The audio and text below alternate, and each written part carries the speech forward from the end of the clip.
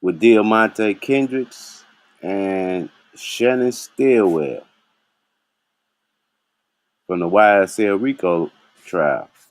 Again, as I said, this is Mr. Follow Up, and this is Fly High Production.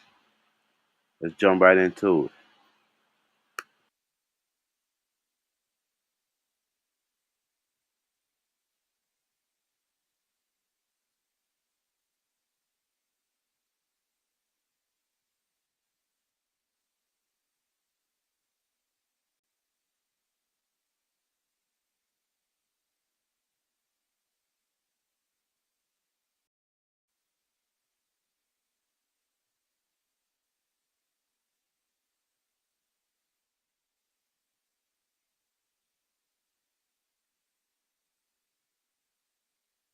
Using a mic when you're giving your closing so that everybody can hear what's going on, okay?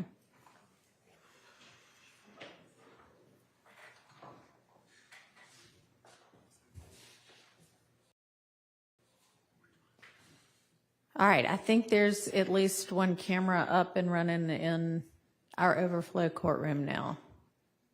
So I think we're ready to get the jury out.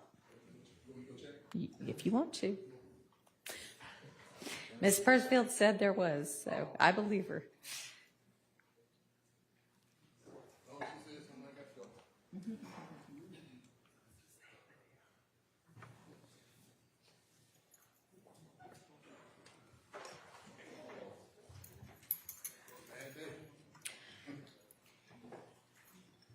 Miss Hilton, did you figure out whether that one exhibit was actually admitted? Yes, Your Honor, we were able to figure out that it was admitted, as 60G. Okay. 60G. Yeah. All right, thank you. We're ready for the jury.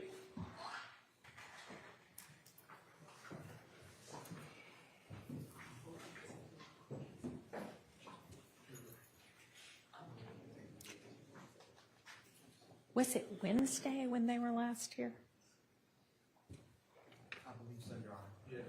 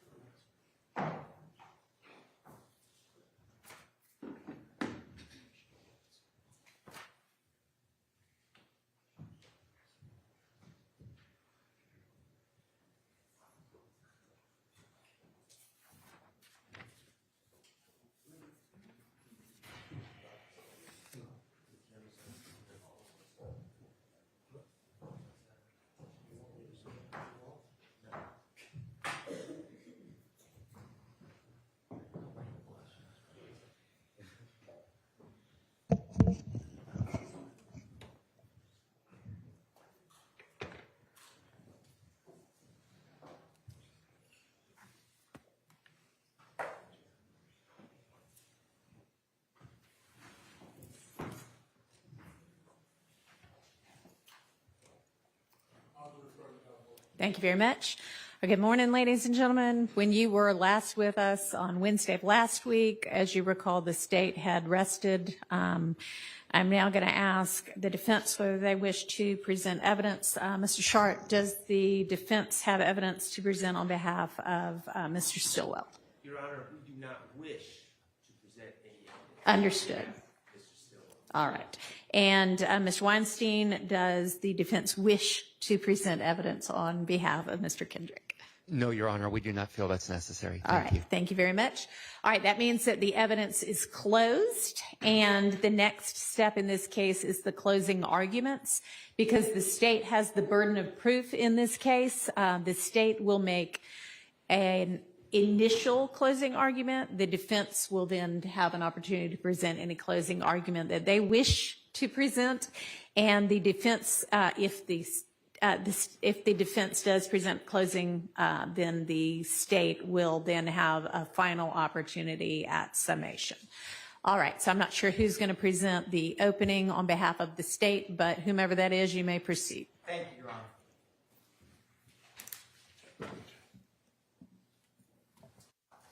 Give me just a second.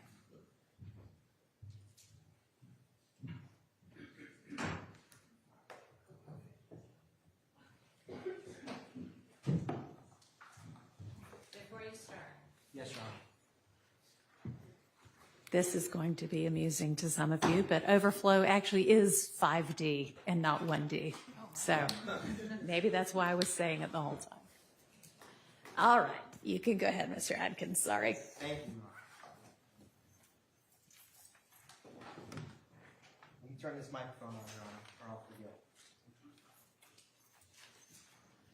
Good morning, jury. I wanted to talk to you about what we've learned YSL is about. And 4 words come to mind. The first word, deception, intimidation, destruction, and death. Deception of the youth who get enamored with what is presented publicly and then deceived when they become a part of the criminal enterprise. Deception for law enforcement to not uncover the actions that they commit. And deception in this very courtroom with witnesses that have sat right before you to try to continue that enterprise. Intimidation, the public videos we've seen about people that they label as rats, people that they label as snitches or snitching, and that repeated threat, either overt, out in the open, or subtle, that if we do a crime to you or you know about it, don't say anything. The destruction has multiple parts. You've heard from multiple communities all throughout Fulton County that often similar pockets in the city have been affected. From dealing drugs, the robberies, the shootings, the shell casings, the windows, the doors, the refrigerators, the cars, over and over. That's the destruction.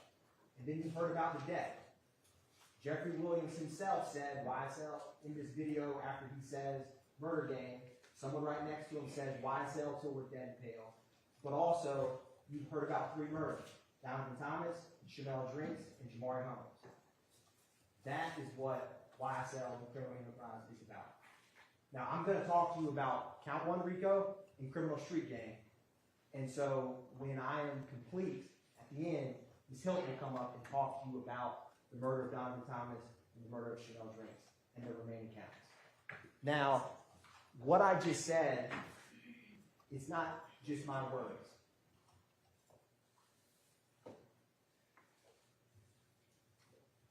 This is the deception, intimidation, destruction, and death that I just spoke to you about.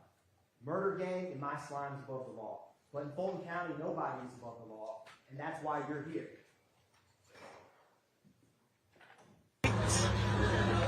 Y'all already know why I said we dead and pale, bitch. Murder gang, bitch. Yeah. Slack.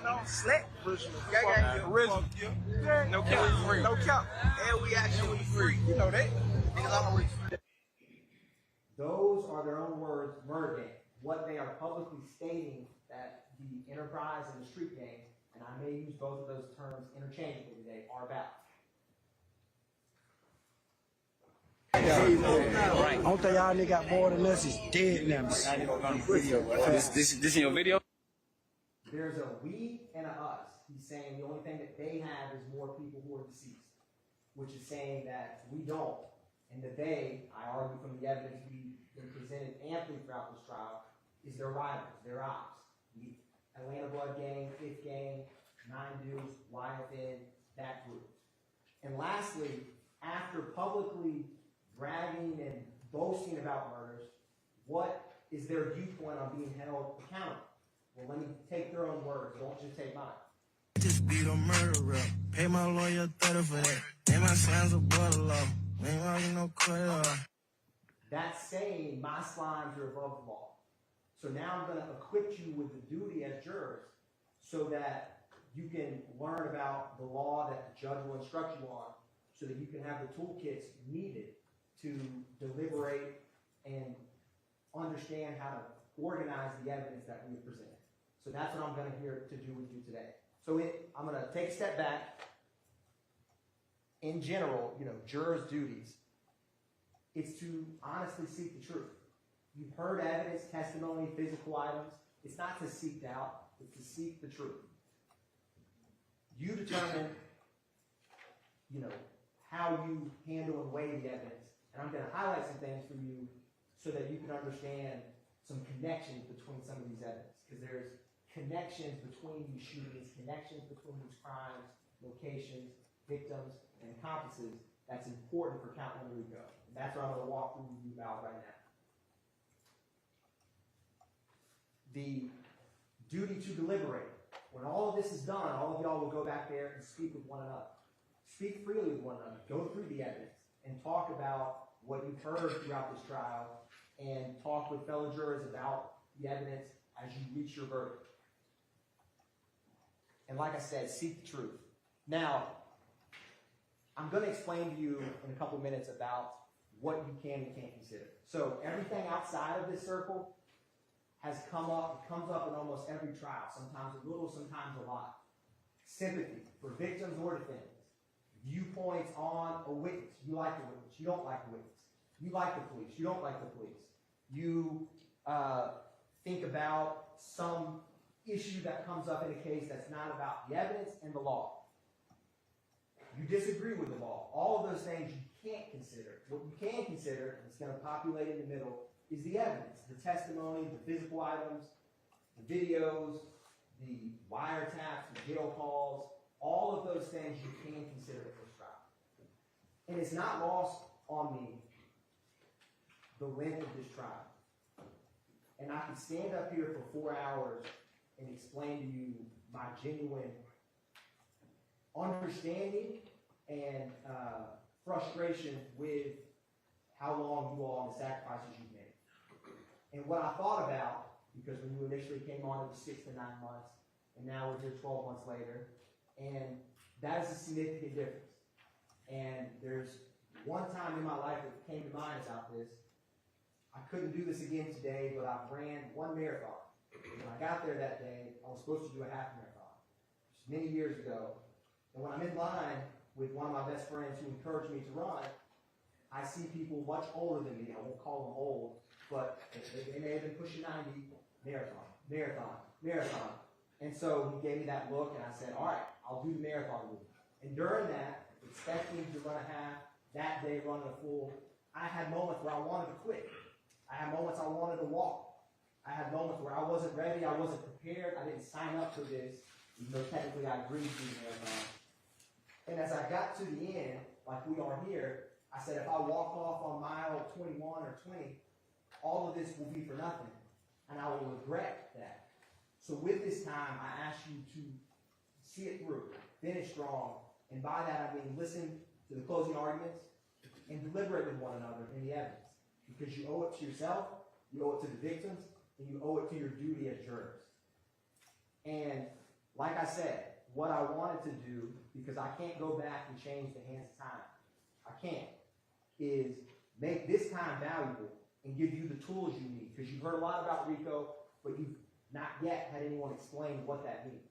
So that's my goal, and that's what I'm here to do, is to help that you can understand the law, how it fits with this evidence, so that you can deliberate and reach the only reasonable conclusion that these defendants and these co-conspirators are guilty of count one, conspiring to commit RICO.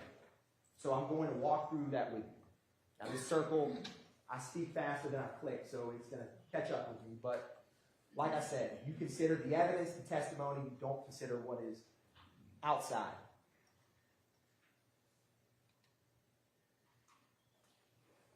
Now, burden of proof. The state has always had the burden of proof, to prove beyond a reasonable doubt. And that's a burden that I own. It's how it should be. And so the state, this burden of proof rests with it until we prove each and every element beyond a reasonable doubt. What is a reasonable doubt? Everyone's heard that term, but what does it actually mean? It's not a mathematical certainty. There's no algorithm or specific number. It is a doubt that's reasonable. It's not vague. And so this presumption, I use a cloak, right, where you're presumed innocent. Everyone is. Until the state has proven your guilt on whatever crime, in this case, RICO, murder, street gang, beyond a reasonable doubt. For some of y'all, when you're back there deliberating and thinking through the evidence, you may have realized halfway through my speech today, when you understand RICO, that they're guilty. You might have come to that conclusion months ago. You may have come to that conclusion in terms of where we are in the evidence as you walk through it, at a different point. But when the state proves, as we have beyond a reasonable doubt, that cloak of innocence goes away. And that's what you as jurors are here to decide. And reasonable doubt, like I said, it's reasonable. You don't seek doubt, you seek the truth, and it's a doubt. It means just what it says. If I were to, I wouldn't do this, but if I took something from Madam Court reporter, say her coffee pot, and there's a security camera right there. If all of y'all saw me do this, if I had a trial and never called one of y'all, I'm on trial for stealing Madam Court reporter's coffee mug, if you didn't, if you had a trial with just that surveillance video, and it clearly showed me unmasked, taken, and leave, you wouldn't need all these witnesses. Or if you had the reverse, you didn't have a surveillance video, but you had an eyewitness or circumstantial evidence. Just because you don't have a piece of item or evidence doesn't necessarily mean reasonable doubt. It means just what it says. Is it reasonable? So I'm going to show you an illustration that is something we all recognize, which is a dollar bill. And you're going to see pieces of this dollar bill missing, and all of you will immediately recognize what it is. And like I said, it's not a mathematical certainty. It is reasonable doubt. That's the dollar bill, right? If you have pieces of the puzzle, and some of y'all may like puzzles that are removed, everyone knows that that's a $1 bill. There's no reasonable doubt that that is a $1 bill, even though almost 50% of it is gone. That's just a visual illustration to prove the point. Direct and circumstantial evidence. So direct evidence, physical items, it's what's said in this witness box before you, personal observations, that's all direct evidence. Circumstantial evidence can be cell phone records, where people are within a general radius, ankle monitor data, what someone's actions afterwards, who's calling who's texting who. That can circumstantially prove and lead to a conclusion. Whereas, and you can use both. The law doesn't weigh direct or circumstantial more or less than the other. And in a trial, you're going to use both.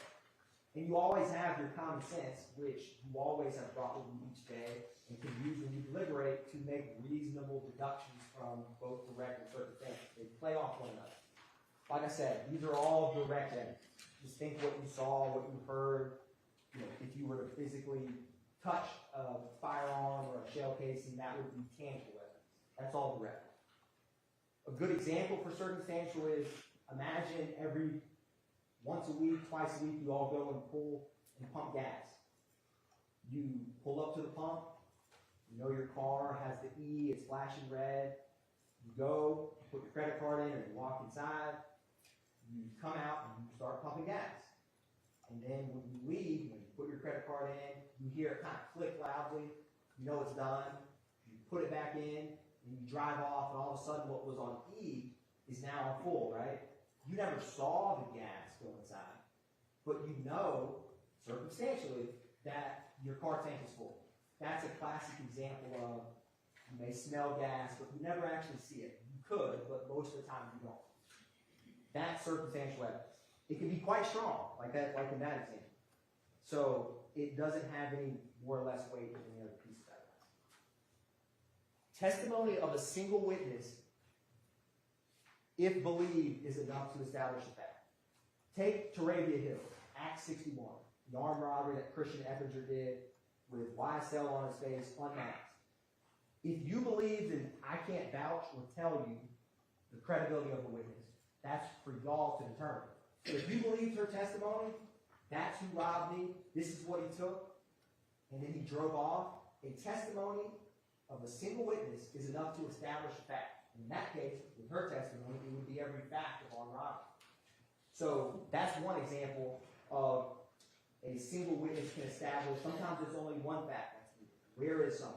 Where is someone not? But in that case, that testimony would be enough to establish the elements. So keep that in mind, because testimony is important. Like I said, you determine credibility. So you got to ask yourself, why did certain people testify how they did when they said this crime?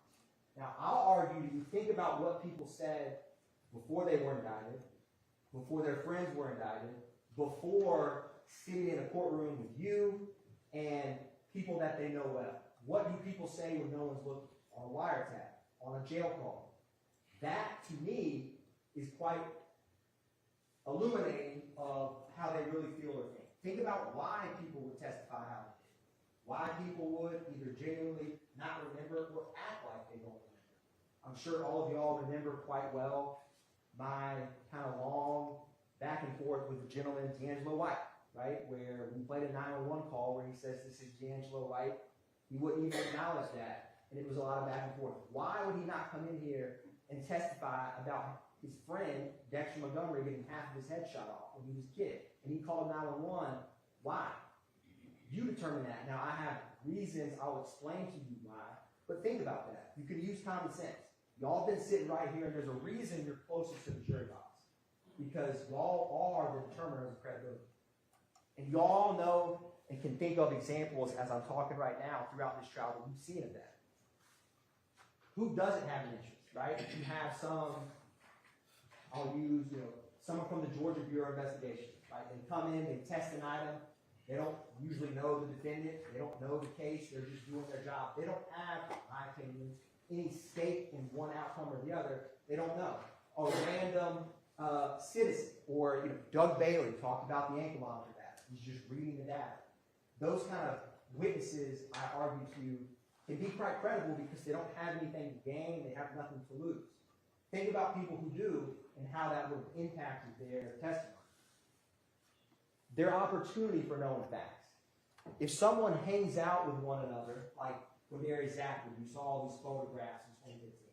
He's in photo after photo with Shannon Stillwell, Deamonte Kendricks, Mikion Garlington. If someone interacts daily with someone, it's probably reasonable that he would know what they're up to, that they would confide in him.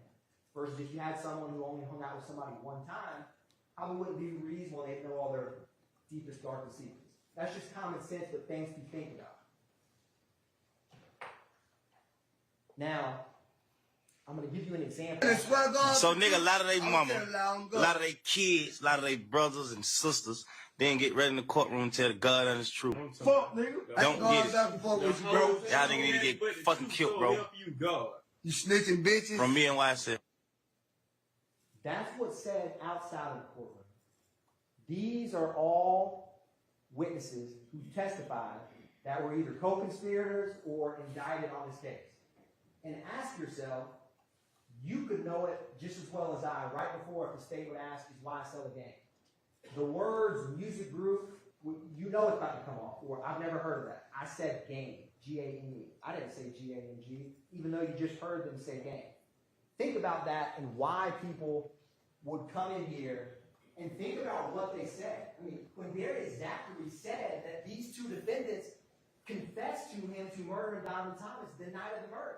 You don't think he's going to come in here and back up off that? Think about Mooney Lee.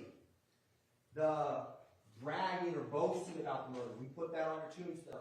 The things he knows when he's sitting up here don't sound good in a trial of his friends, fellow gang members, and co-conspirators, so he's going to back up off of it. Think about Walter Murphy. Antonio Sledge. He, when he did his plea agreement, said that he had knowledge that someone was involved with the murder of Donovan Thomas, but then backs up off of it, right? He gives why. Think about why. And think about, they know the feelings that these defendants have about people who come in and tell on them.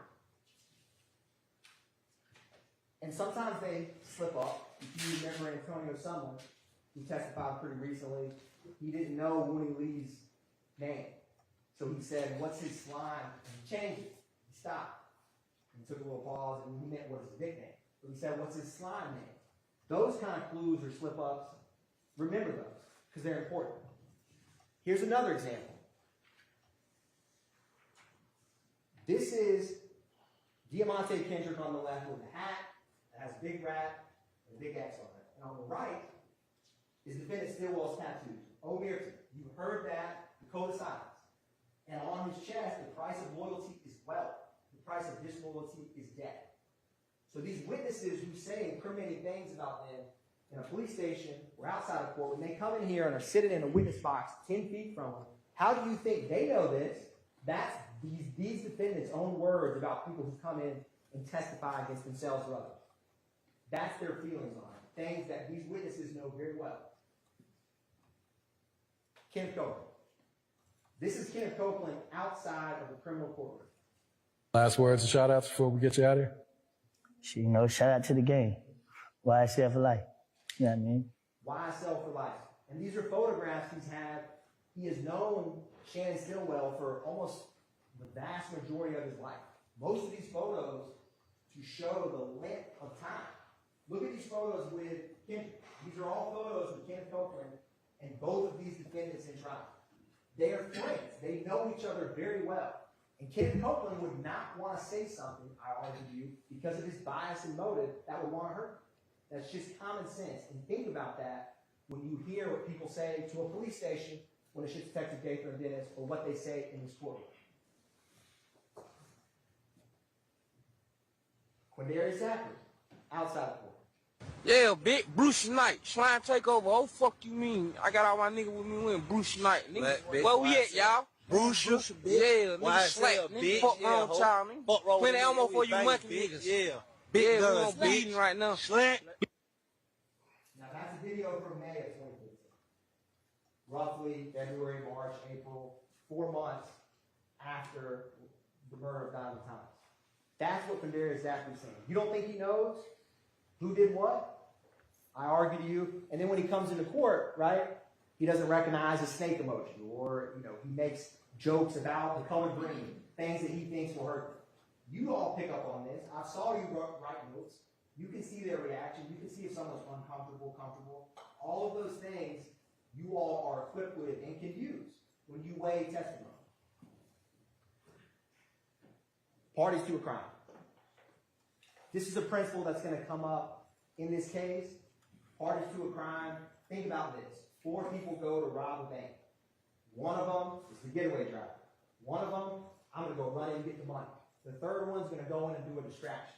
And the fourth one has a gun in case it's needed. The driver never gets out of the car. They get to the bank. The guy goes in to get the money. The security guard realizes it's a robbery, pulls out his gun, and the guy with the gun behind him shoots and strikes the security guard. And then they all 4 get away and leave. As parties to a crime, they all played a role or a piece in that crime. So they would all be legally guilty of that murder if those facts came out into a trial. So party to a crime, it's not necessarily the person who pulled the trigger. It could be the driver. Now, this is going to show you an illustration of what I talked about, because this isn't at first stick out. So you have 4 people planning a bank robbery, all with different roles. And if it was either intentional murder or, say, the security guard shot and killed one of the robbers, it could be a felony murder that comes up. And so all of them would be guilty in this fact pattern of that. So in this case, what Copeland and Zachary say about defendant Kendrick is he was driving the Infiniti Q50.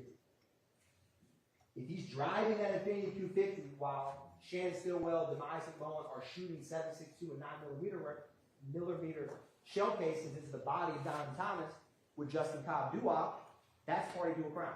That's an example in this case. And it will come up in some of the overt acts that we're going to talk about soon. Mr. Atkins. Yes, Your Honor. I need to interrupt you for just a minute. I'm sorry. In the upper floor room, they can't hear you. It sounds like, Your Honor, this microphone may have, yes, Your Honor. If you let me know if that helps fix that. I got to fix this belt buckle here real quick. Well, I'll hold it for right now. Now, sorry, I want to talk about the crimes that I'm going to talk about. So in green is what I'm going to talk to you about, which count 51 is criminal street gang. Count 50 is criminal street gang of defendant Stillwell. He's on the right, and Kendricks is on the left. And count 1 RICO applies to both. So both are charged with the murder of Donovan Thomas. Kendrick has this count 57 participation in criminal street gang activity for the marijuana and firearms, like street gang activity during the commission of a felony for the May 9th, 2022. These street gang charges, which I'm going to talk to you about at the end, pertain to the murder of Shamel Drinks, a gang-related murder that the evidence has shown Shannon committed along with Deamonte Garlington, Miles Farley, and Quarmavius Nichols. But first, I'm going to talk about RICO, which is count 1, which both are charged with. So I want to talk to you about conspiracy in general. And I definitely think the microphone's working now, Your Honor. So one crime, you rob someone, you do an arson, you would look at that case, did they go and set fire? Did they go and steal? One specific place, time, and perpetrator. You've already heard about a conspiracy to do armed robbery when I use that bank robbery analogy. RICO is no different in terms of this. The general concept is they're charged with conspiracy to commit racketeering. So I'm going to have to explain to you what is RICO, what is conspiracy to commit RICO, and then you as jurors, with the evidence that have been presented, will reach the only reasonable conclusion that they're guilty of that count. But you need to know what RICO is first. And there's 2 ways to violate RICO. So what I'm going to do now is I'm going to take it bite by bite through RICO so you can understand the 2 ways that RICO can be committed and what conspiracy to commit RICO is. And we'll walk through this together.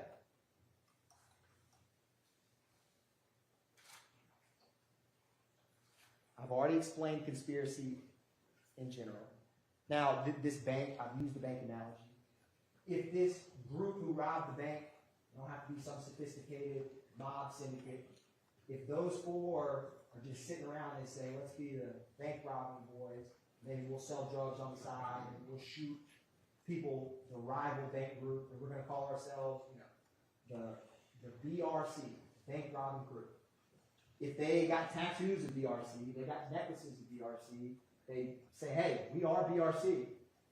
If they went and all knowingly and willingly agreed to be a part of that, knowing that a pattern of racketeering, which I will explain to you, will be committed, that concept is what we'll be talking about in general.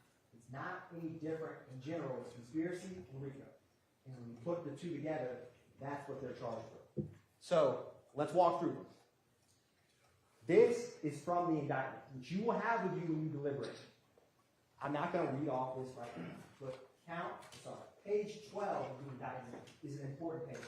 It lays out what the state alleges the criminal objectives of the conspiracy are, and that they violated, there's a subsection A and a subsection B, which we're going to talk about. So remember page 12 of the indictment, because it will come up multiple times. So what is knowingly and willfully joined? Look at what they do, what they say, and crimes that they commit. If you wanted to figure out if the bank robbing crew or if YSL, if someone knowingly and willingly joined them, that's Kendrick on the bottom, with slat on his left forearm and a snake that goes from his stomach to his neck, and YSL a little bit underneath his Adam's apple. Do you think he knowingly and willfully joined YSL? He got a permanent tattoo on 3 different spots of his body, one of which very close to his face. That is something you can use and consider. Oftentimes with criminal conspiracies, they don't have a written contract. They don't have you're not going to have that coffee room table. Let's all agree to be a criminal enterprise, we all hear about it today on January 1st, 2000. From here on out, we're an enterprise. That's often not how it works. So you got to look at what they say, what they do, and if you permanently get a tattoo, that's a pretty strong indicator if you're willingly and knowingly a part of this. Shannon Stillwell, often wearing clothing, scanning stuff. Me and my slimes above the law. You know, you've heard that and seen that clothing line, which yes, they can play it off as just an innocent clothing line, but it says slime. It's typical human being, wipe your effing nose, right? And you've heard from gang detectives that wipe your nose is not some, joke. It's about murdering someone, exacting violence. So that's Kendrick in the middle, next to a slack graffiti with a red bandana. How they act, say, and do over time, those are the clues to know that someone willingly joined a conspiracy. So let's break this down a little bit further. We need to switch it. It's came out again, Your Honor. This is probably the easiest element while we switch this mic. 2 or more conspirators. Oh, thank you, Sergeant. Thank you. So that you can't have a conspiracy with one person, right? So I think we all can agree that should be an element that's easy to check. You've heard from ample. It doesn't have to just be the 28 indicted co-conspirators. You will see in that indictment that it states on page 12 that it also includes unnamed or unindicted co-conspirators if you find that they're part of a conspiracy. So keep that in mind when you go back and deliberate. But yes, one of the elements, beyond a reasonable doubt, is 2 or more. I think that element, I'm not going to spend any more time on that one. You've heard from ample people you've seen in the witness stand that are 2 or more of YSL. This just illustrates that point. Now, agreement. This is another important element of RICO to kind of understand. How do you know that someone agreed? Like I said, it doesn't have to be expressed. It doesn't have to be where did they sign the YSL ledger. I'm going to join. I'm in. You rarely see stuff like that. There's no such ledger in this case. It's mutual but unspoken understanding. I say actions speak louder than words. If you want to know how someone believes or if they agree, what do they do? So I'm going to show you some examples of agreement. And a lot of the evidence that I'll talk about, it has multiple purposes. So we will talk about and you will see what can prove agreement can also prove if they knowingly and willfully join.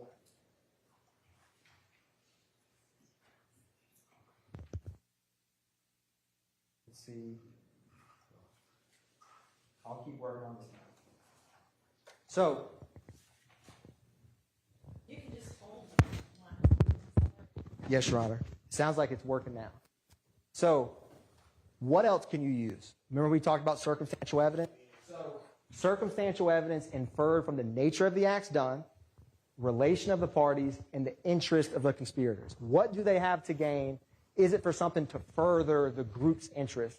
How do you know someone agrees? Look at what they do. And I argue to you that the evidence has shown that they've all knowingly and willfully agreed. Take where we started, or take the 2 murders. Shannon Stillwell, January 10th, 2015, murders Donovan Thomas. March 14th, 2022, Shannon Stillwell, with 3 other YSL members in both times, murders Shamel Drinks. If you have to ask yourself, did he knowingly and willfully agree to be a part of YSL criminal enterprise with 2 gang murders? That's an easy question. That's the most clear example of if someone murders a rival gang member twice, I think it's pretty clear that they knowingly and willfully agreed, regardless if they signed on the dotted line. Same with other crimes and acts. The same shit that got Biggie and Tupac killed, little fuck, nigga. Pussy ass, nigga, get your bitch ass killed. For life. Yeah, Can't call that line. hey, gang, you bring your pussy ass down here, you gonna see me. I'm at your fucking neck. Fuck anybody. So again, what do they say? I mean, this is Kendrick and Wooney Lee. You know, you have all the Make America slime again. You have Kendrick with YSL pennant. And you have Shannon Stillwell where someone in the background says YSL for life. That's just one example. You've obviously seen and heard from multiple. But what do they say? What do they do? Are they publicly or actively or oftenly saying, yes, I'm a part of this YSL, there's an us and a them? Yes. I think it's pretty clear that they have. Now, Some of this I've talked about, actions or evidence. So let me give you a concrete example we saw just a couple weeks ago with Viverito. So, YFN Lucci flyer. This is from Marquavius Huey's phone, where him and Jeffrey Williams, they send the text message, the flyer of Lucci. In 6 text messages, this principle of agreement, you're going to see agreement in action. This text is about to come up where all that's said, right? Flyer, Jeffrey Williams says, where's that at? Claremont, slatty handle, stay very low, slat for sure, been out the way. They didn't say murder. They didn't say stab. They didn't say shoot. But in 6 text messages, it's readily clear that they're talking about enacting violence on YFN Lucci. That's agreement in one, barely a screen of a text message. That principle shows you, and think about this example throughout. What do they say with one another? What do they do with one another? That's how you can know agreement. It's just like you all have family and friends. You may text one word and they know what you're saying. I'm heading home. You don't say the address, right? Agreement can be inferred with very little words, especially with people who know each other very well. And YSL has its own lingo, so they don't have to say much. Slatty handle, he knows he will handle it. Other examples.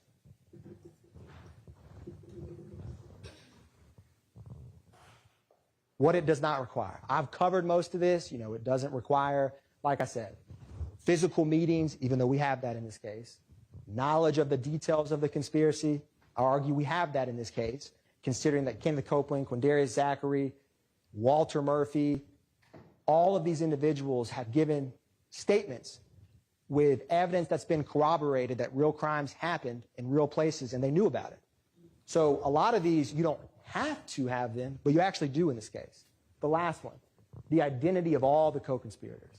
You wouldn't have to know if you had 200 members of YSL. I don't know the exact number, but you wouldn't have to know every single one. Obviously, I argue to you that they know quite a few because you see the same individuals speaking, talking, and acting in concert together throughout the case. But none of these things are necessary to reach agreement. So, and there's a slight lag on this Zoom with this clicker. So I'm gonna move through this. So at its core, the crime is the agreement. The overt acts let you know that it's real. So this is important. They're charged with conspiracy to violate RICO. So the agreement to violate RICO, that's the crime they're charged with. These overt acts that you've heard from and we're about to walk through, those let you know that this isn't just fanciful, this isn't just in their minds, it's a real conspiracy. And in this case, and we're going to explain what RICO A and B is, they've actually committed the crimes. So it's like you're asking you, did this group of individuals agree to conspire to commit all of these crimes, racketeering activity? The best evidence of that they did is they actually went and shot multiple people, murdered people, robbed for the street gang. That lets you know that there's not much to say when you actually do the crimes that you're alleged to have just conspired to commit. It'd be like if you're asked about the bank robbery conspiracy and all they do is just talk about the bank robbery, get the items, they go and buy a gun, but they never do a robbery. Fast forward, they've done 20 robberies, 50 robberies over a decade, and you're asked, did that group of bank robbers intend to be part of a bank robbing crew? You'd obviously say yes. It's common sense because of what they actually did. That concept is important. Like I said, the overt act lets us know that the conspiracy is alive and well. And I'll argue to you, going back to credibility, the conspiracy is alive and well in this courtroom with deceiving in this witness stand. So this is just a visual explanation that you have Shannon Stillwell, Deamonte Kendricks, and some, I didn't list all the photos of people you've seen, but this, the criminal enterprise, visually depicted. So let's walk through what an overt act is. So joint objectives equal joint responsibility. This is like a partnership in crime. Now, to find that someone's act is all the co-conspirators are on the hook for it, so to speak. Any act done by any co-conspirator to further the criminal objectives is what counts. So if they're going to shoot a rival and you find that, yeah, they did shoot that rival and they did it to help YSL the enterprise, if that act and you find that whoever you find as part of that conspiracy, it's like they're all one and one for all. So each co-conspirator is responsible for the acts of others that are naturally and necessarily done to further the enterprise.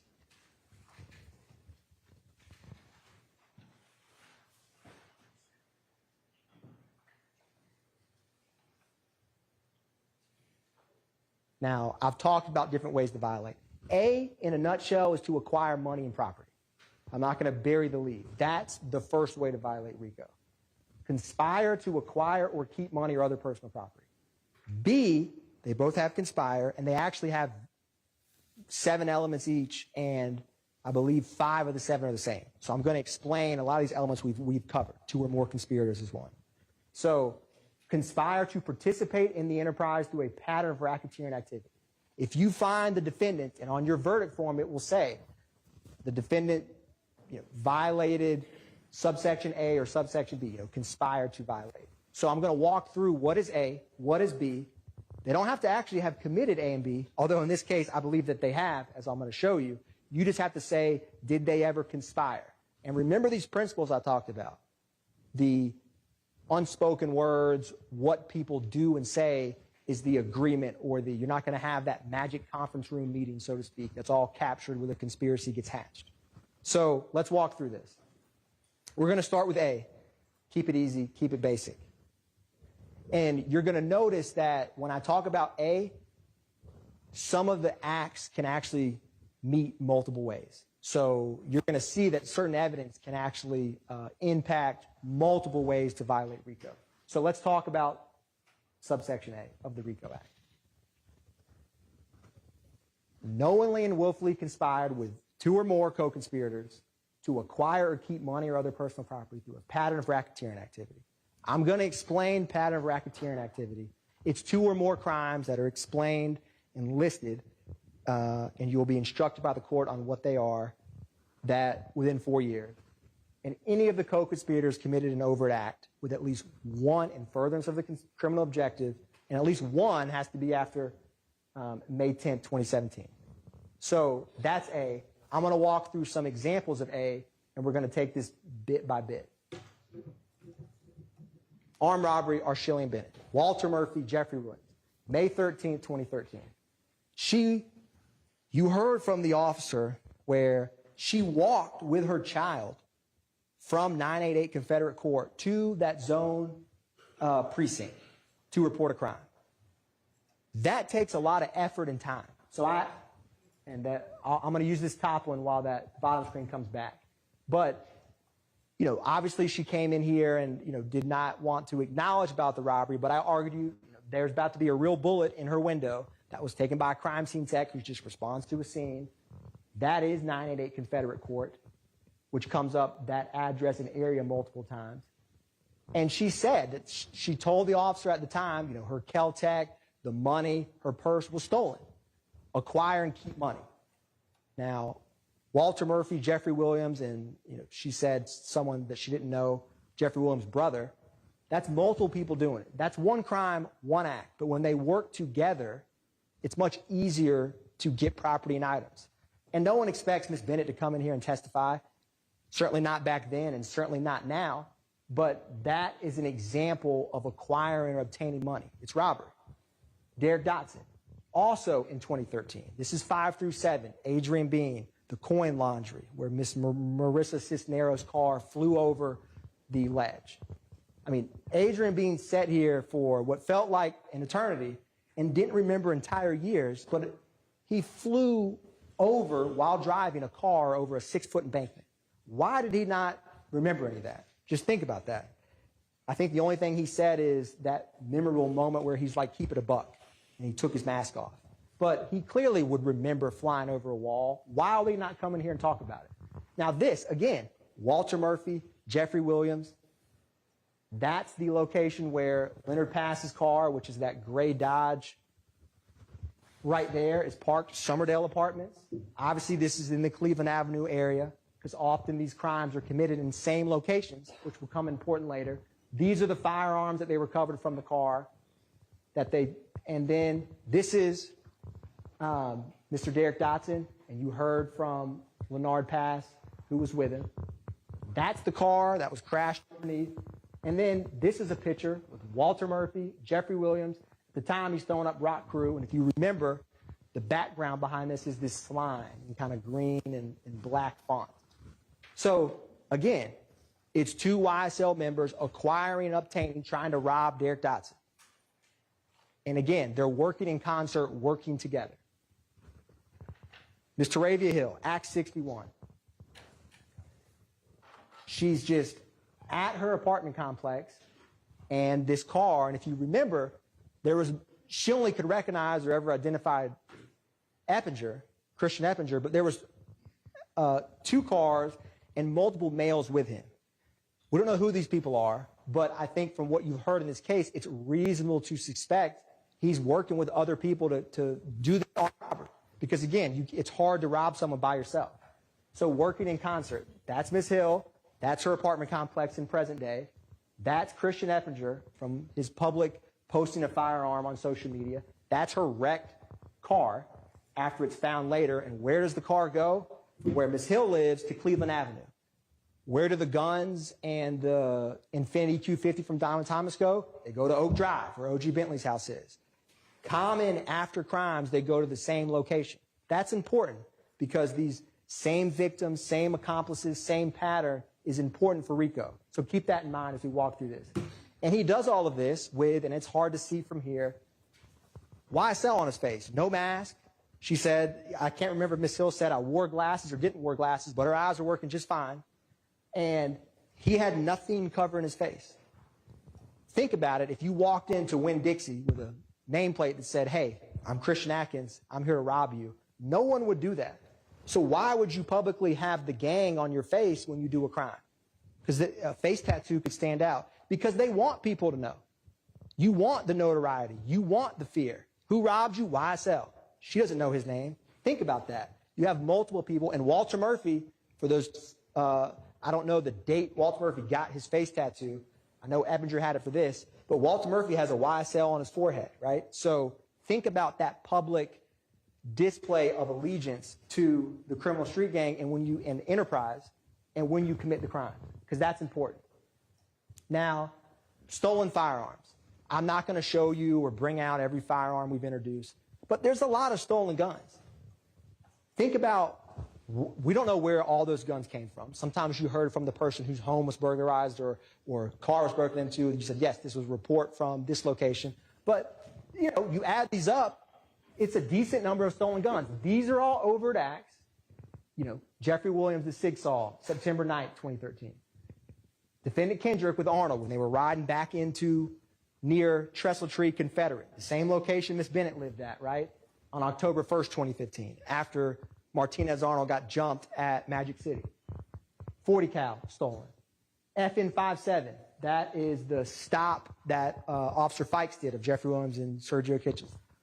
Why are all these stolen weapons from 2013, 2015, 2017, 2018, 2020, 2015, and 2022? You heard from Detective Liam Packer that it was some train theft from the ATF, that a cargo shipment. That's acquiring or maintaining property, stolen guns. Ask yourself where all these stolen guns come, and you've seen, like when Quindarius Zachary is arrested with the gun on May 7th, 2015, that came back with Nibin when Kilgore testified to the shooting of Miss Frida Reed's house. When it matched that, the guns exchange hands. The guns move around, and stolen guns are harder to trace. That's acquiring and maintaining property, and evidence of it. I just included a couple photos because we have a lot to cover, but that is stolen property, all tethered to A. In 2022, right, this is the gun that was reported stolen that right before they went to the house on Meadowlark Drive, it was thrown out and recovered, and it came back stolen. Again, stolen weapons from as far back as 2013 to stolen weapons as recently as 2022. There's common patterns that indicate that they get stolen firearms. quite easily. Subsection B. This is where all the violent acts come up. So the first objective, and your indictment's not going to have numbers, is going to be conspiracy to violate subsection B with the state's objective of murder, aggravated assault, and threats of violence. So we're going to walk through some of these so I can explain to you why they further the criminal objectives of YSL. So, simple definition, while associated with an enterprise, YSL, they knowingly and willfully conspire with one or more co-conspirators to participate in the enterprise through a pattern of racketeering activity, and any of the co-conspirators committed an overt act after May 10, 2017. If you notice, other than what's in green, everything's the same as A. So these same factors and principles will come up for both. So I got to explain to you what is participating in the enterprise and what are these criminal objectives. So we're going to start with the murder, aggravated assault, and threats of violence and go from there. So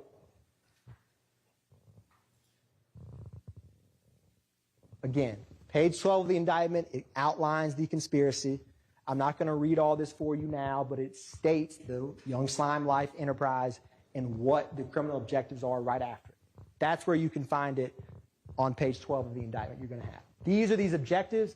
I've removed them from the indictment, but we're going to start with the first one. Murder, assault, threats of violence. And then we're going to talk about robbery, theft, unlawful sale, and distribution of drugs. So let's walk through this together. I just wanted to show you a brief visual of how you're going to have the indictment with you and can look through it. So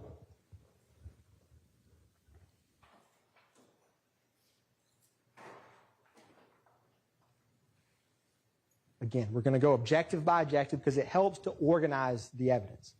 And objective one, murder, assault, and threats of violence. So you've heard about pattern of racketeering activity. What is racketeering activity? The good news for y'all is the indictment, anytime you see, it will state, which is an act of racketeering activity, and then it'll cite a statute. This is what explains what racketeering activity is. This is the murder of Donovan Thomas. And you'll see when you are deciding, which is overt act 16 through 20, is the murder of Donovan Thomas. When y'all are back there and saying, I want to figure out if something's a pattern of racketeering or figure out if an overt act is a racketeering activity. That will tell you. That's your snapshot. So just look. This is overt act 17, which is the murder. 16 is when Jeffrey Williams rents the vehicle. But when you see what's highlighted, you'll know it's racketeering activity. So I just wanted to show that for you. And then we're going to walk through this now. We're going to talk about Donovan Thomas first, overt act 16 through 20. Atlanton on the line for the 620. Yes, there's police over here on the north side of McDaniel. North side of McDaniel. Why did you? Yeah. At Harold Limited Barbershop. Somebody don't got shot. Mr. Parker, who you testified, who's owned a barbershop there for 20 years. Barbershop right here. And Kendricks, Stillwell. This is Demise McMullen. Now, we'll talk about this in a minute. This is actually the photograph from when they shot Dexter Montgomery. Same case with D'Angelo White when they left that Jonesboro gas station in Lakewood and got to the four-way stop. That's the photograph from that. So you have Nard, but that's Demise McMullen, Shannon, Stillwell, Kendrick. This is obviously the shooting. Overt act is, did Jeffrey Williams rent the Infiniti Q50 and act in furtherance of the conspiracy? When you think about these overt acts, think how the criminal objectives. Ms. Hilton's going to talk to you and walk through bit by bit the murder itself of Donovan Thomas. But I argue to you, as she will too, that has been proven beyond a reasonable doubt, and that renting of the Infiniti is an overt act that was used to facilitate the murder, and you've seen a pattern of rental cars being used. And ask yourself why. They're harder to trace. People don't recognize you in that car. Now, how is Donovan Thomas's murder evidence of RICO? Well, I'm going to tell you. That's Donovan Thomas. This is about to be Wooney Lee. Before y'all nigga with slime. This shit is in blood. We wrote this shit in blood. I probably had it before slime. And we also wrote it on nigga too.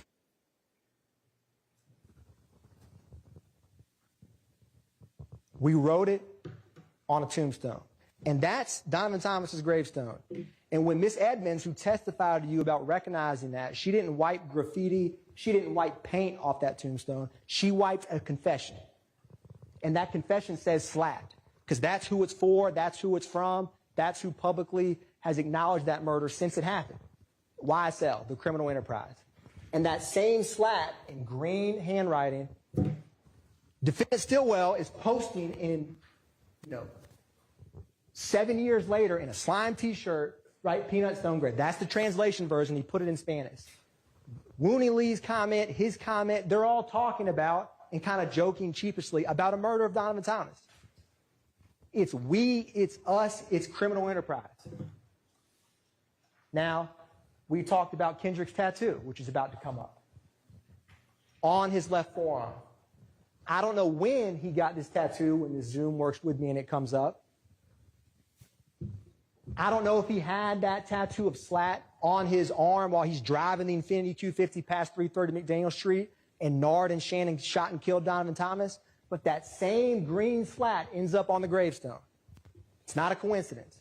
And they're telling you that they did it, and they just don't care, because as you said when we started, slimes are above the law. But they didn't think about you. Now, Swear to God, we killed nuts, so they gonna stay on you. you hear it as clear as I hear it. I swear to God, nobody accused Dolly of murdering Donovan Thomas. Who's the we? And then you hear in the background, we smoke nut. And if you remember that call, right before that, Woody saying, tell your brother I love him. And then you can hear Jeffrey Williams say, tell him I love him. Right there next to him. We killed Nut. We put it on his tombstone. Slat, and then just making a cheapest joke this years later. They're telling you we did it. They just don't care. And that's Shannon Stillwell in that same video, and there's a live snake and a YSL chain. It's out in the open. Beat a murder rap.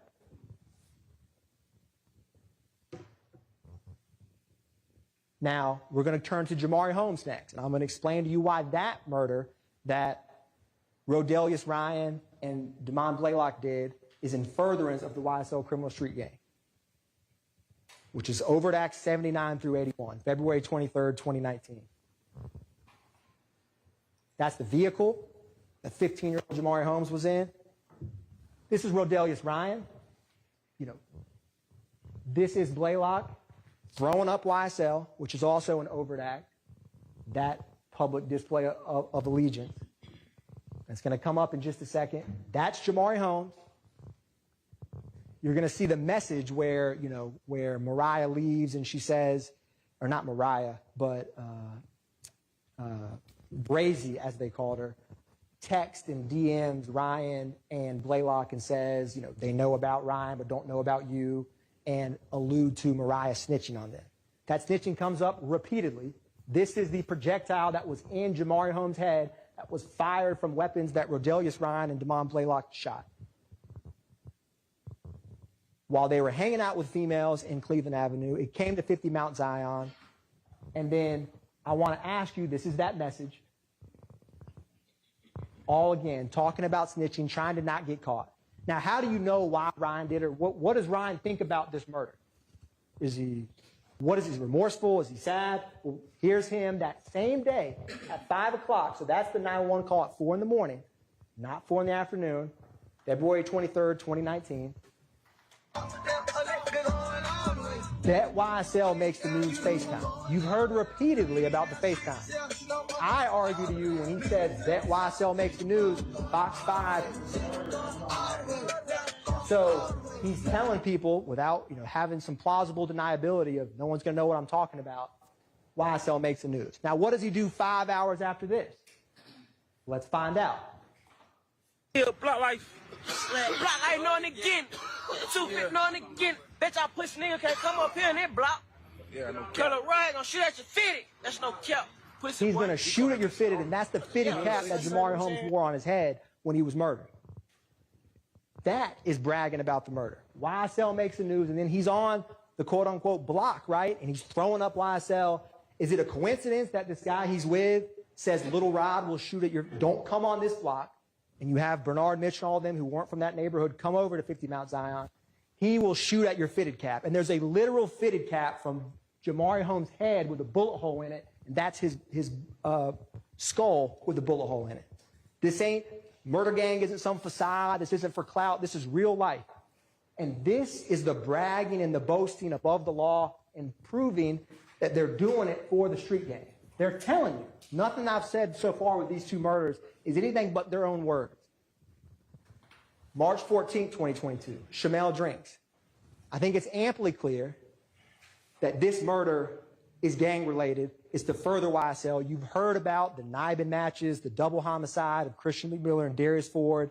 You heard op hunting, all of the way that Garlington and Shannon talked about getting revenge. And what happens? They see an op at a gas station and 4 YSL members in a rented vehicle murdered.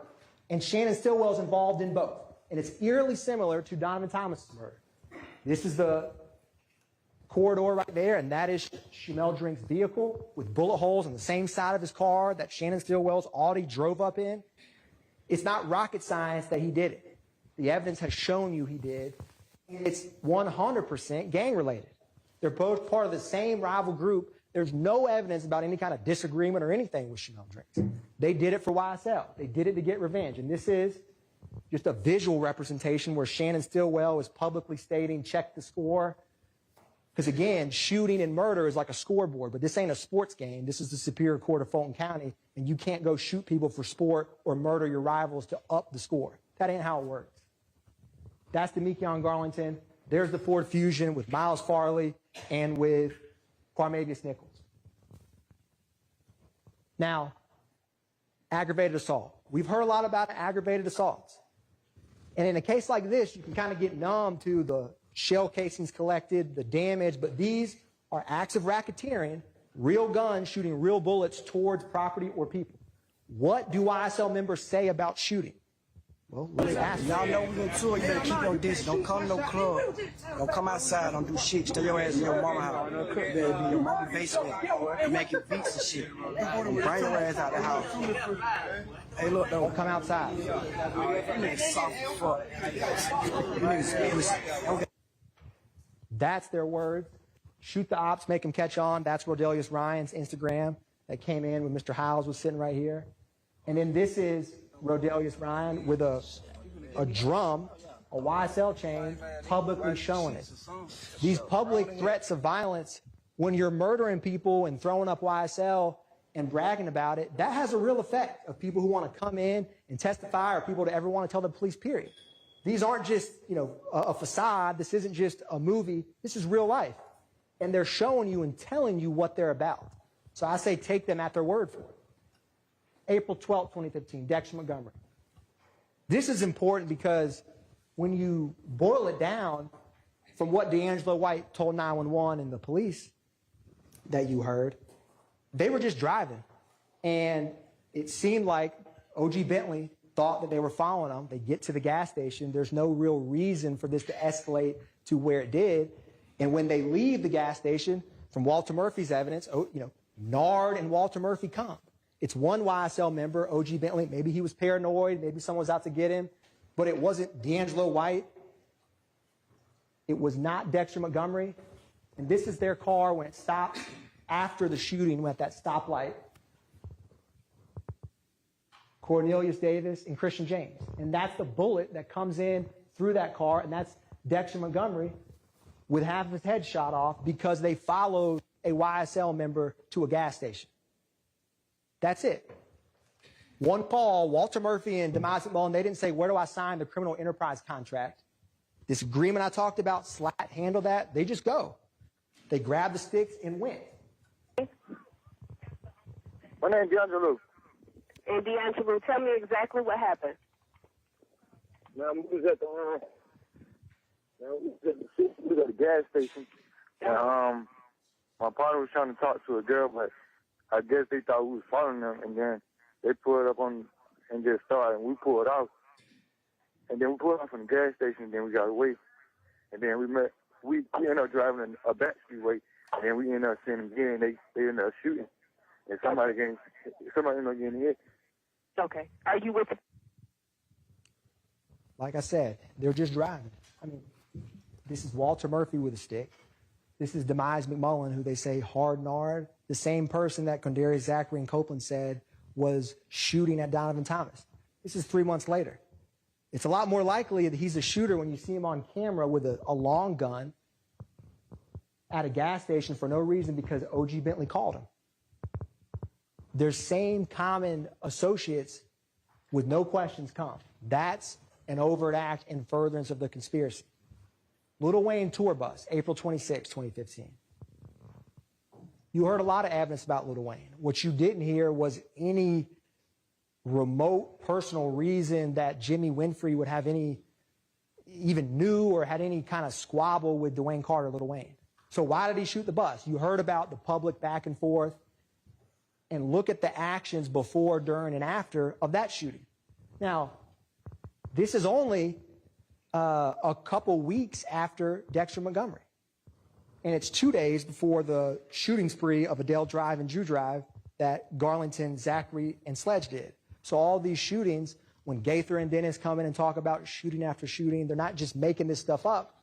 It's real. So this is Mr. Alvin Lewis's tour bus shot up. This is Jimmy Winfrey. You heard from Detective Dennis about visually seeing them, and Zachary kind of got spooked because he knew his social security number, which would probably spook out Zachary of like, how does this gang detective know me like that? And then you have this post, which is Overt Act 121, I'm free, death before dishonor. Quite similar to the tattoo that Shannon Stillwell has, YSL. And what does he say about it? And by he, I mean Jimmy Winfrey.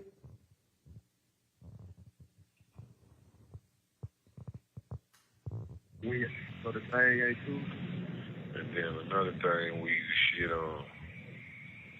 let Amina know they got paperwork up in black and white showing, that I work for the company. So now it's going to look like street business.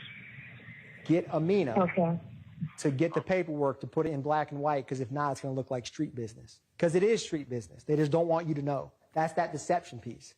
They don't want jurors to know. They don't want the police to know. So get it in paperwork so we can make it look legit. There's nothing legit about shooting a tour bus driver's car on a highway. There's none. This is the phone records. They move as a pack. They move as one. This is before, where Zachary, Winfrey, Sledge, McMullen, Greer, and Dolly are all in the general area of the vault. This is, when it's about to come up, is the compound, which is a little bit later. Zachary, Winfrey, McMullen, Greer, and Dolly, 142 to 304. They all have kind of similar times when they leave, similar times when they depart. And then the last slide is going to be Dolly and Jimmy Winfrey's phone records for when the shooting happened.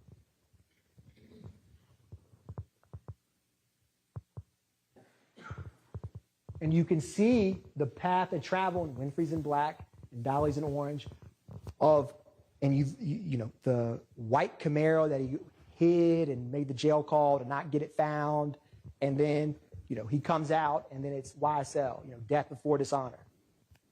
Jimmy Winfrey quite likely did not act alone. How do you drive a white Camaro going 80 down the highway and shoot that many times in a bus? Just think about it. It's common sense. They act as one, as you've seen. This is 2 days later. 3 other completely different YSL members, but all part of the same criminal street gang. Garlington, Zachary, and Sledge. Garlington gets jumped at Club Crucial. What do? They go on a shooting spree. First, they go shoot up 1428. Then they go shoot up 1903 Drew Drive. Back to back to back. This is Miss Bell. And when you talk about, credibility of witnesses, you don't believe Miss Bell's testimony because you like her. Everybody wants to drink a glass of vodka with Miss Bell. She was a sweet lady. You believe it because what motive does she have to come in here and sit and say that her house was shot up other than that it did? What motive does she have? What bias does she have? She's a good example. She's just in her bed trying to drink a nightcap and just hang out. And what happens? They shoot at her because they think that, her nephew or someone in YFN is there. That's not how it works in Fulton County. You don't just go shoot people's houses up because your op's there. But again, they're above the law. This is the timeline, 220 to 406 to 551. This is Zachary with what looks like an AK-47 and Demekion Garlington, and there's Sledge wiping his nose. Just like, if you remember, he wiped his nose when he walked off that witness stand. at y'all. So these are the things that they're telling you, and you're going to see photographs from these. First, it's going to be the Club Crucial shootings. You know, when they post about guns, when they talk about guns, and then they tell you that they committed the crimes, it's not rocket science. You know, take them at their word, what the evidence has shown. These kind of retaliation is, again, Demonte's jumped, we got to protect him. It's a us, it's a we, it's an enterprise, right? And they act together because you have strength in numbers, you know, protection and shootings. But this was a fist fight. It was a shooting in the parking lot, and then they go to other homes, travel intentionally down there and shoot. Again, they're moving together in concert. As you saw from the Donovan Thomas phone records, the Shamel Drinks phone records, the Lil Wayne phone records. We didn't put in phone records of this, but I think it's quite clear who did it and why they did it from the testimony of Zachary and Sledge and what we impeached them on. 34 shell casings. Drew Drive, roughly 2 hours later, right? This is where Miss Battle's apartment was, and it's just an apartment right by the street. All these shell casings in the middle of the street, refrigerators and ovens shot. All because someone jumped Demonte, and so they go, no questions asked. Again, they don't have to sign on the dotted line. They have agreement, they have knowledge, they act in concert, and the criminal objective is to help the street gang, which is go get revenge. That's the RICO in action. So if you're asked, well, did Kendrick and Stillwell agree to be a part of a group that would commit racketeering activity? Did they agree to participate knowingly and willingly? And you have all these shootings, and you say, did they think that was it reasonably foreseeable, understanding when they joined that multiple shootings would go on with YSL? You bet there is. You've seen it, right? They don't back up. They don't quit. They keep hanging out, shooting, and associating, and publicly bragging about YSL over and over. This is roughly a month minus 7 days from when this shooting spree happened that these two, Garlington and Zachary, do. They can mess with us if they want. We're going to bring them homicide. Take their word for it, because an aggravated assault could be a murder. It just missed. So they're shooting. They're telling you I am. And then they want to act like, oh, I'm just kidding. It's obviously not a joke. It's not a facade. It's very real. Conspiracy to commit murder, which is Deamonte, Kendrick, and Martinez Arnold. Same neighborhood, Summerhill area, Confederate area. They have a stolen handgun and a long gun, and they're riding, yet again, after a fight, and this time it's not a nightclub, it's a strip club, Magic City. And you heard that brief snippet of a jail call where Kendrick's talking about it and talking about how Duke just called him, right? So, again, little questions, little actions, just driving and get stopped in the same area of town where Kelvin Watts and Miss Bennett and YFN Lucci and YFN, all of that area of town. It's not a coincidence. It's the same victim, same area. This red circle is going to be the stolen firearm. That's the long gun. This is Overt Act 111. 5 years later, you have the same two individuals in a slime T-shirt with Martinez Arnold. Again, they're still hanging, associating. And then on the May 9th, 2022 stop, Martinez Arnold and Kendricks are at that house that has all of those firearms and the marijuana out in the open. Nothing's changed except time. Public displays of allegiance. This is the photograph that I believe investigator Griffin, who was the lead detective on T.R. Jones' murder, introduced. Does that apartment complex look quite familiar to the steps of Miss Bennett's? It's because it's 988 Confederate Court, that Confederate Court area. ABG territory, and that's Kelvin Watts, right? And this is where they were headed. And obviously in 2022, they're still trying to shoot and kill, shell kill Kelvin Watts. You see how over time it's the same acts. That's conspiracy. It's just right before you. Now, objective 4. Remember how I said at the beginning, sometimes those stolen firearms or the robberies can play up multiple ways? This is a good example of it. Money, weapons, and other property through acts of racketeering activity. So those robberies and thefts, you could find them as they conspired to violate B, to participate in the enterprise, or A, they conspired knowing that they could acquire and get property a lot easier. Either one. The evidence can sometimes fit multiple. And you have the unlawful sale and distribution of drugs. Now, I'm not going to walk through all of the drugs we introduced or firearms or items. I'm just giving you a snapshot. That criminal objective has multiple, I think I would focus on the areas of where they are, if there's other people with them. And I think this kind of skipped through faster than I anticipated. This is obviously the May 9th, 2022, which is Jeffrey Williams' home. I'm going to go back one. And while that's coming up, I may get some help and put up one of these easels that we'll talk about. Yes, thank you. This just has agreement, enterprise, and pattern. This agreement to be a part of the enterprise, a pattern, and they all flow together, right? So evidence that they agreed, they go and shoot rivals together. We go and shoot the same rivals with the same people together. Evidence for agreement, evidence for pattern. Does the YSL enterprise exist? Is it a loosely formed group of individuals for a same common criminal purpose? All of these three kind of feed together. So this triangle is just a visual way to help think through this. Okay, well, it's catching up with me, and I apologize for this. But what's going to come up next, this is the Green Store, right? This is a picture of Kenneth Copeland and Shannon Stillwell. You have August 23, 2013, where one of the first witnesses, Sergeant Heeb, H-E-E-B, he was with an officer, Viverito. Sound familiar? 50 individual packages of clear marijuana. And this area of town is not far from where the Windsor Street gas station is in 2022, where Shamel Drinks was last seen alive before that stoplight. This is Trontavious Stevens' possession of marijuana after a traffic stop where he was with Stillwell. You've seen kind of over the years, multiple, sometimes at around 151 Cleveland, drugs. You've heard about the May 9th, 2022, all of the drugs that were found in that house. This is just a snapshot. These are some overt acts that you could use for this criminal objective of unlawful distribution of drugs. So I just include this as a tip. I'm not going to walk through every one. Act 48, 2015. Act 49, 2015. Act 65, 2017. 2020, it spans 7 years. BB, Nichols, Stevens, right? You've heard and seen pictures of them, identifiers of YSL over time in similar areas dealing drugs.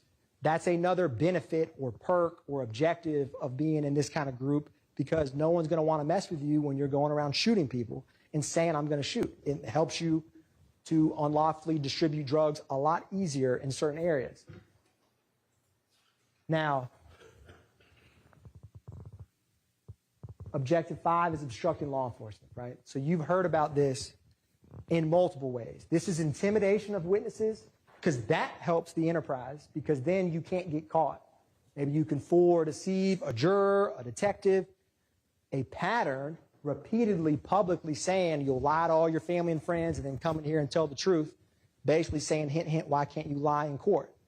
And you need to get killed. And then agreement, where all of them benefit and know and participate in this. So what evidence do we have of attacks on law enforcement? Well, one of the first acts you saw was Trontavious Stevens, where you heard from the vehicle that was stolen and Officer Pettis, and there was that firearm and that yellow bucket where he tried to go and arrest Stevens, who has this slime tattoo on his body, and then he brandished a handgun, pointing it at the firearm. Intimidation. Now, that officer was undercover, right? But he's trying to stop him and apprehend him, and he's just basically, I'm above the law, right? The same message that Shannon Stillwell is saying in present day. They don't think they could be held accountable. Police can't stop me. Now, we've talked about the armed robbery of Derek Dotson, but this also proves this objective, and I'll show you why. That's former and present. That's the... Little nigga DK shot at 12, nigga. Yeah, he said it. For no reason, boy. For no reason. He's shooting for no reason, He's shooting at 12, the police, for no reason. Shooting that shot. Yeah, that nigga just up. Boy, for no reason, Carter. That's Adrian Bean's words, right? And then he got it on him. And he got the screen up on him. Bloody DK. You know what I'm saying? bloody DK, and I got the strap on me, and he throws up Rock Crew at the time. And he's just shooting at 12 for no reason. Another attack on law enforcement that, again, you don't want to get caught. You just tried to rob Derek Dotson, so you don't want to get apprehended by the police. Officer Rogers, you're going to hear what people say before and after some of this and their viewpoint on law enforcement. Down, I'm better take her down. Nigga, hey, that shine shit. Hey, YSL shit. Hey, kill it 12 shit. Hey, fuck up jail shit. Hey, drink it at the bitch. This is that killing 12 shit, and that's Christian Eppinger in the Cleveland Avenue area shooting Officer Rogers. That's not just words. That's a mentality of, again, slimes are above the law, and it's a public message of that. I can't think of a more clear, raw example of that than this. Don't just believe what they say, believe what they do. And he's just trying to arrest him for a warrant. And what does Rodelius Ryan say after this happens? If you look at his TV screen, you're going to see Officer Rogers' photo pop up. And this is the message he has for his fellow YSL gang member after he just tried to attempt to murder Officer Rogers for doing his job. Yeah, man, free my nigga Big Brish, man. Here's Officer Rogers. Yeah, man, live from chain gang. Fuck that boy. Fuck that boy. Spank that baby. Yeah, man. Free my nigga Big Brish, man. Fuck the DA. And we catching the bun on this shit. Yeah, we about to catch that bun. Fuck nigga, we coming to get you. You know what it is. Yes, sir.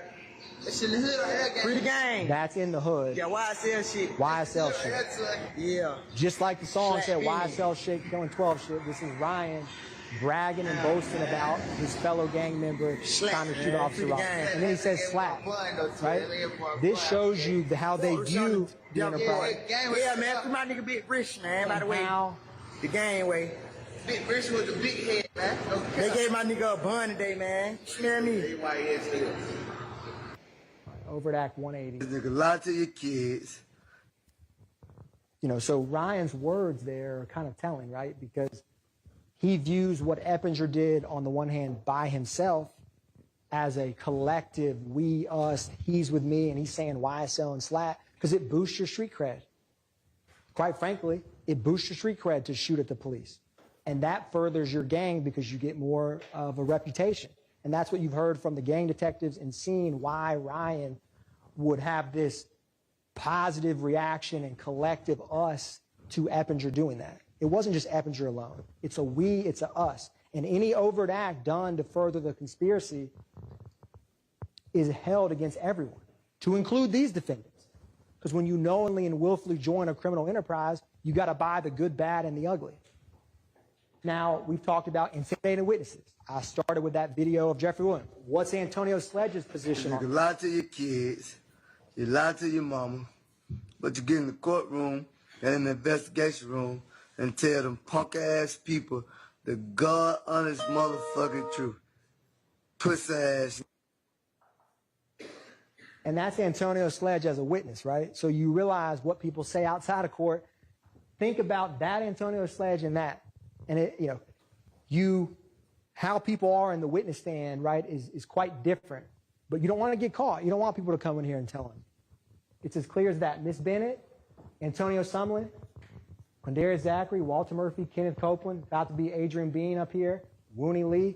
You saw their reactions, the awkward pauses, the kind of contemplation of, man, what am I going to say here?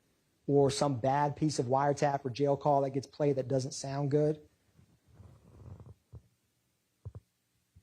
Trontavia Stevens and Adrian Bean.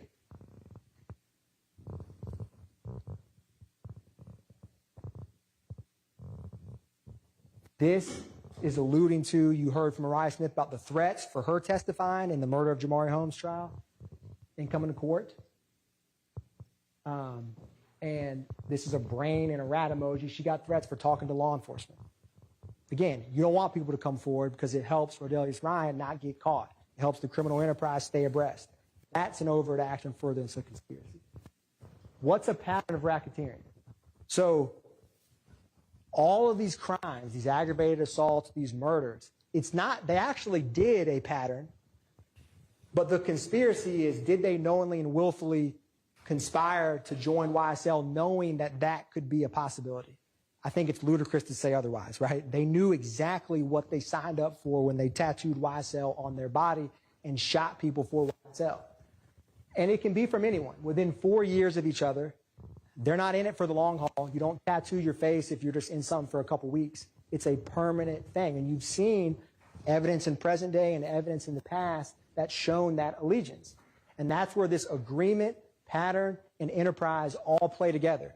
You have agreement for the enterprise. There's a pattern of racketeering activity, shootings, murders, robberies, that feed and promote the enterprise. That's RICO conspiracy. And it can be by any co-conspirator. But you certainly have overt acts from both of them. What is interrelated? This is key, right? What makes a pattern of racketeering interrelated? Same victims, same accomplices, same or similar intents, results, or methods of commission. With what we've talked about so far, you've seen a repeated pattern. The same opposition group moving together, the same individuals committing it. Over and over, all of these interrelated, they're not just interrelated, it's like a yarn of, it's like a ball of yarn that's just so intertwined, tight, you can't get out of it. It's like they're all related.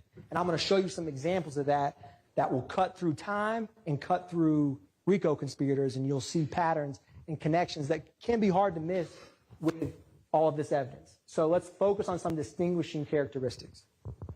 So what's the best evidence that someone violated conspiracy to violate RICO? Is they actually did it. That's, if you want to figure out if someone wants to conspire to rob a bank and they go rob 20 banks, well, they probably agreed to do that bank robbery. It's as simple as that. So let's look at what they did. Let's look at what they said and look at how it's related. Same victims, same accomplices. So I'm going to show you some examples that are going to mirror together exhibits from different parts of the trial. Actions speak louder than words. They just do. It's like what your grandparents say, or dad or mom, don't do what I say, do what I do. So believe them. Let's see what they do and how they do it and why it's interrelated.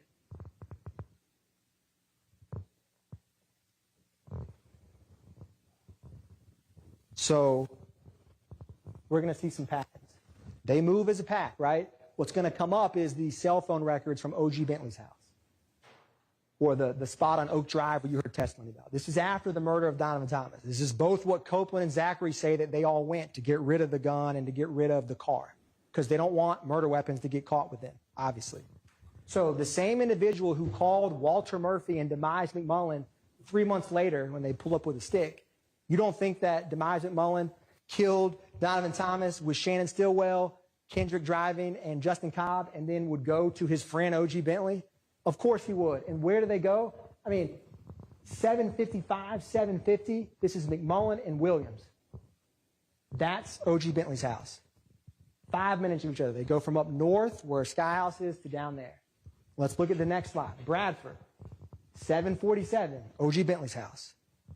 You need a common place to take guns and cars. It's not a coincidence they all just woke up and decided to go, have a pizza party at O.G. Bentley's, within 30 minutes of the murder of Donovan Thomas in a car rented by Jeffrey Williams. That's not a coincidence. And that Copeland and Zachary just guessed randomly of where they traveled. They knew. Let's look at Treadwell, right? He's all over this Oak Drive address because that's where his house was. Now, fast forward, this is Chamel Drinks. Where do they go after the murder of Chamel Drinks? This is Farley, Garlington, and Jackson. The times are a little different, but the general direction of travel is to, look, here's the airport, there's the airport, there's the airport, there's 70. They go to the same location after a murder for a variety of reasons. Maybe to get their story straight. Maybe to all have a common place to go to get away from when you just commit a murder. This is 2022. That was 2015. That's a pattern. I can't think of a more clear example of one. Now, common places to stash and store. You've heard about the web. You've seen more recently Waters Road, and you used to hear reference about the dugout. but the Webb and Waters Road come up frequently. What were some similarities between them? There are places where they can store their guns and can frequently go where no one's going to catch them or bother them. This is Trontavious Stevens. This is Antonio Sumlin. He has the slime tattoo on his body, and Sumlin has YSL here and multiple king slime on his forearm. This is the Webb. There's that YSL. There's the surveillance video right there. Looked kind of similar to Waters Road. Completely different locations. This is from the Instagram where one slug, I'm going to the Webb. And then there was this wiretap. We back at the Webb. What, slug on spot? Yeah, we got that spot now. We ain't slug spot though. We're back at the Webb. It's not slug spot. It's now my spot. They exchange guns. They exchange locations to help the gang. It's quite simply that, right? They need a spot to be able to hang out and lay low. Fast forward to present time, we're about to talk about and see Waters Road, and you saw the phone records both in March, the ankle monitor, it was 3,000 something times per minute that defendant Stillwell was at that 2830 Waters Road. It's not a coincidence, right? You just saw that surveillance at the Webb. Yes, you can have surveillance system in your home, but with the evidence of guns, and let's go to the Webb, Waters Road, with all of the assault rifles and bullets that were there, that's the surveillance video on the 16th. That's the cables removed on the 17th. Same address, Waters Road. It moves and talks and walks very similar to the Webb. Different locations, YSL members to help the enterprise. They all agree to be a part of it, from the tattoos and the shootings and the actions, and there's a pattern. There's a clear pattern. You don't have to be a rocket scientist to figure out this pattern. Same or similar intents and accomplices. So follow me with this. So Donovan Thomas, murdered January 10th, 2015, by YSL. YFN Lucci, whose mother's house is shot on the 22nd of January and the 26th of January, 2015. And then what do they say? What do they do? What are their methods of attacking or harming a rival? Well, that's the 22nd, 1007 Hill Street. And then the 26th, that is, a window, a mirror window in her home. Is it a coincidence? He shoots at I shoot at his mommy. He no longer mentions me. Maybe it is. Maybe it's just a coincidence. But then when you see the text messages, right, between Huey and Thug, go handle that, Slatty, it kind of takes on a little different feel to it. All right. So keep going.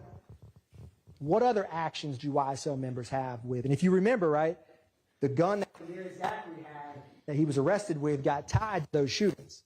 So this is where guns change. Multiple conspirators work together in concert. This is a tweet or an Instagram from Jeffrey Williams. If I didn't like what you did for your mothers and kids, I would have been killed you. That's 2019.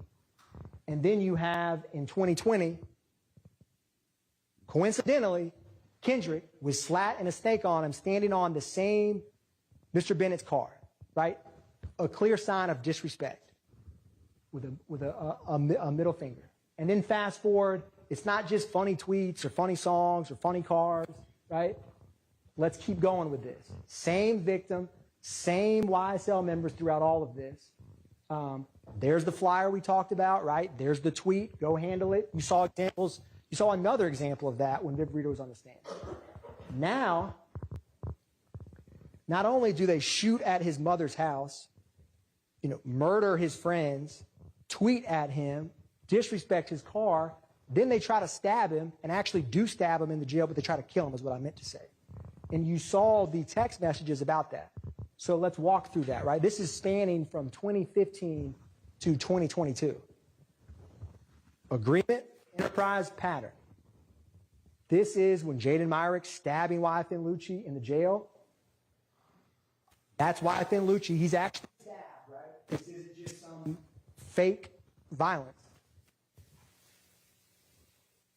Then, this is Shannon Stillwell, that same day. They got me on PC with the boys. Oh, there's no PC. And this is Eppinger and Sumner. Yeah, hey, find out what I can get for that, bro. Huh? Man, find out what I can get for that, bro. Get for what? You know what I'm talking about. I know what you can get for. I just told you why I'm at. Remember that? Okay, so what you need me to do? Find out what I can get, man. I just told you who I'm going to go on with. Who you going with? Lucha, nigga.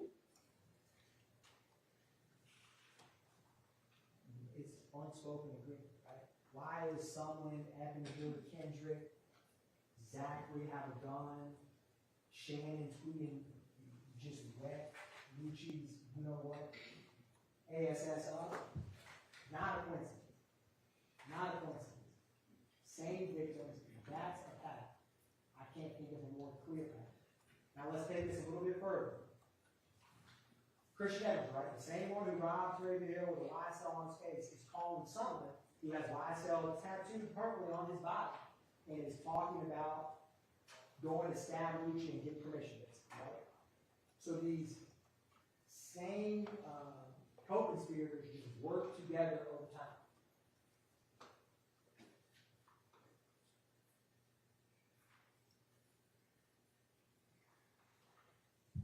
It's going to come along. What we're going to show, see, there's something, right? Can't spell slime without me the biggest.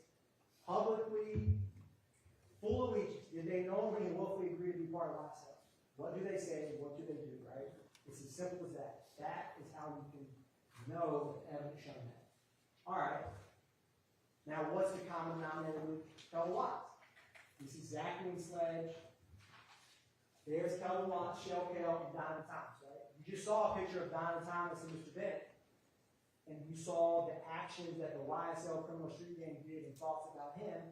So here's yet another friend in a public picture with Diamond Thomas, Kelly Watts. What are their viewpoints on him? This is Zachary and Sledge publicly threatening him in 2015. You little strip dip ass niggas. We ain't really going back and forth no nigga. You little bitch ass nigga wanna see me? I'm everywhere. Yeah, fuck you nigga, Cal. Whoever else, nigga. Well, nigga. Pop, pop, pop. Nigga. Whoa. They said I ain't really going back. Mr. Atkins, Mike, My apologies, I'll just use a okay.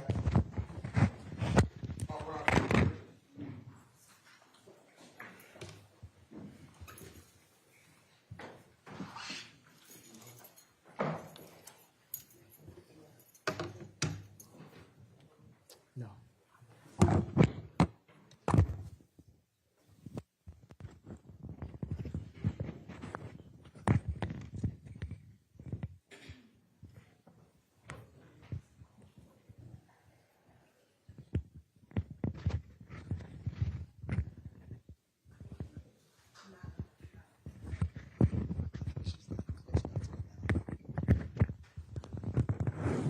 Can you hear me now? Just was too loud. Okay.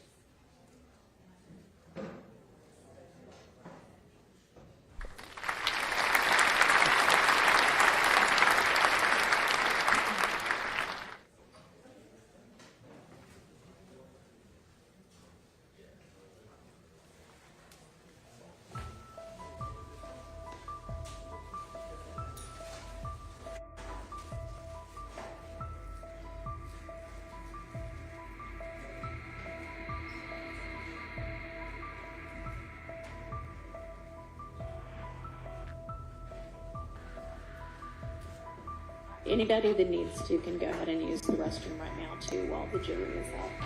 Then we'll finish the states open and we'll break for lunch.